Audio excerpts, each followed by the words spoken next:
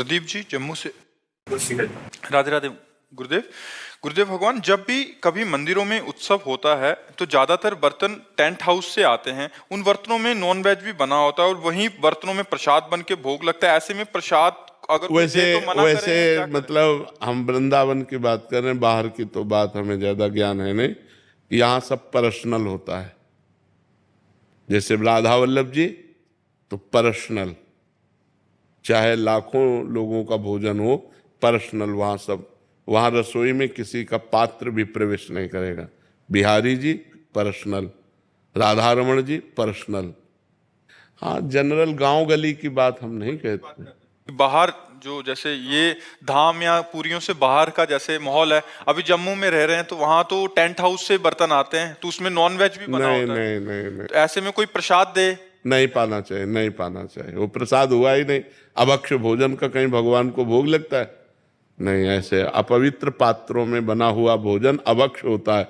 अभक्ष्य भोजन राक्षसी बुद्धि पैदा करता है, आसुरी बुद्धि पैदा करता है। इसीलिए नहीं, ये बिल्कुल नहीं। जिन बर्तनों में प्याज लहसुन बना होता है पहले और बाद में हमने उसको छोड़ दिया तो वो पात्र भी नहीं। प्याज लहसुन इतना निषेध नहीं है कि जिन पात्रों में प्याज लहसुन बना उन पात्रों का मार्जन करके यदि आपको भोजन बना के दिया जाए, उतना निषेध नहीं। मांस वाले में निषेध है। प्याज लहसुन कोई बुरी चीज नहीं है। आप हमारी बात समझो। जैसे आलू पैदा होता है वैसे प्याज लहसुन पैदा होता है। उसका परिणाम जो है, प्याज लहसुन परिणाम में हमारे अंदर तमोगुण पैदा करता है, बस इतनी बात है। और प्याज लहसुन ऐसा नहीं कि मांस जैसा निषेध हो। मांस में दूसरे के शरीर का छेदन भेदन होकर के वो मांस बनता है। लेकिन प्याज लहसुन तो जैसे आलू है, गाजर है, मूली है, नीचे फल की तरह प्रकट हुआ है, बस वो तमोगुण प्रकट करता, बस, और कोई बात नहीं। ऐसा नहीं कि पाप लगेगा, ऐसा नहीं।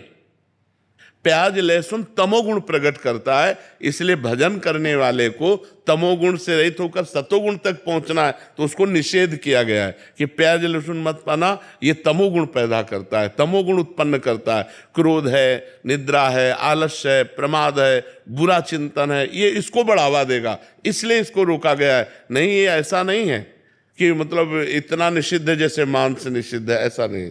मांस तो जिस पात्र में बना हुआ, उस पात्र में बना हुआ भोजन कदापि नहीं खाना चाहिए।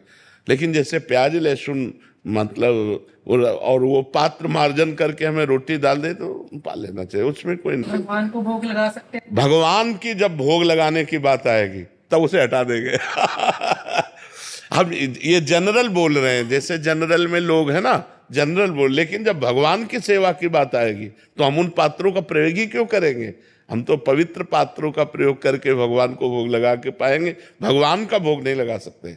लेकिन ऐसे जैसे जनरल में मान लो होटल में है या ऐसे है तो ऐसे पा सकते हैं। जिन होटलों में मांस या जिन रिश्तेदारों के यहाँ मांस बनता है उन पात्रों में हम भोजन ना पाए।